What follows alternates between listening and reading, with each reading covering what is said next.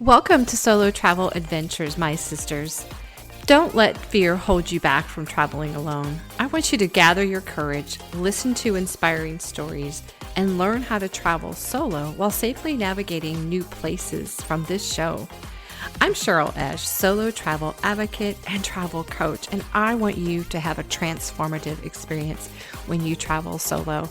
So pack your bags, book your flight, and check one more time for that passport. It's time to explore the world.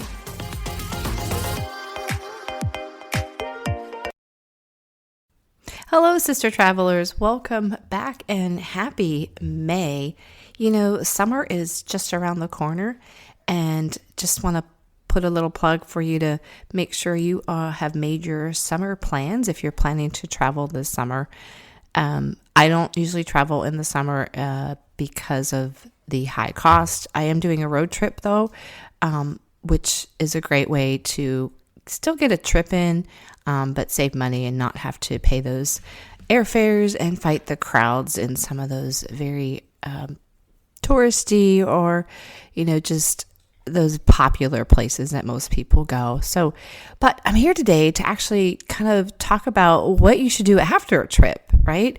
So I thought about this because there are things that I do. I just came back 2 weeks ago from my trip in Europe, and these are 5 things that I recommend everybody do after a trip. The first one is you want to check your credit card statement and even make a payment.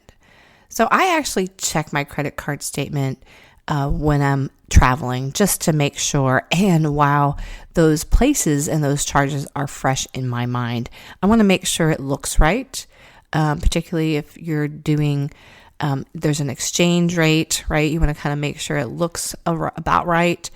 You want to make sure there's no additional foreign transaction fees. So hopefully you have a credit card that doesn't even do that. And if they do, there are ways where you can actually call and ask for them to be eliminated and reduced or whatever. But definitely check your credit card. And if you were saving money for the trip, then you should have some money to pay that credit card. It's also, I like to use my credit card to earn points, obviously, right? So that I can use those points for future travel, right? So checking to make sure you have a credit card, if that's what you're going to be using some of the time while you're doing your travels, that it's beneficial, that it's going to give you some perks, right? So check your credit card statement. Number 2, you want to upload your photos. You probably have tons on your phone from your trip, or if you used an actual, camera, DSL camera, then you want to upload them either to the cloud or onto your computer.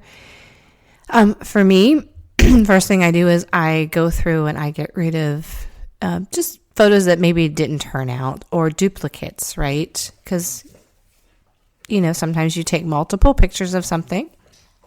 And then I use Shutterfly to create photo albums of all my trips that I go on. And I would recommend trying to do this sooner rather than later. I made the mistake of not doing I did a train ride in the fall from LA to Seattle. And unfortunately, I still have not created that photo album for that. And now at this point, it's become a little overwhelming. So tackle that right away so that you don't forget the places too, so that you can start to kind of write down the names of places so that as you put together, whether you're doing a photo album or you're just saving the photos somewhere on the cloud, that you can maybe label them. All right, so photos. Number 3, claim your miles. Hopefully you've actually done this maybe when you first booked your trip. So maybe it's not even necessary, but there might have been some additional things. For example, I purchased the Air France lounge, so I need to call and make sure I get my miles or points for doing that, a little extra for my Air France account there.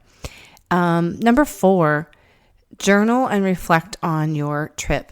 I actually journal while I am traveling. I like to do that, preferably each night while I have things fresh in my memory. Sometimes you're a little tired and doesn't quite happen, but I try to jot down just what I did, how I was feeling, things that I noticed. And so after the trip, too, you can reflect and kind of look back retrospectively and kind of go, oh, I kind of remember this, and this is maybe what it means to me. It spoke to me this way or whatever. So journaling, I don't know if that's something you like doing, but I love journaling, and it's just a great way to record not only what you did, but kind of the feelings behind what you were doing during your travels. Number 5, this one I love doing. I actually sometimes, if I'm traveling with my son, even while we're on our trip, we'll start brainstorming about where are we going next. So I would highly recommend, as you're looking at your next solo trip, where do you want to go next? Start thinking about that. Make a list and start planning and start saving, of course. Now you got to build that travel account, that money back up because, of course, I'm sure you've depleted it with the trip. So think about where you want to go. And folks, those are my 5 things that you should do after you get back from a trip. Remember, sisters, be bold, be fearless, take that leap, and go on adventure as a solo traveler.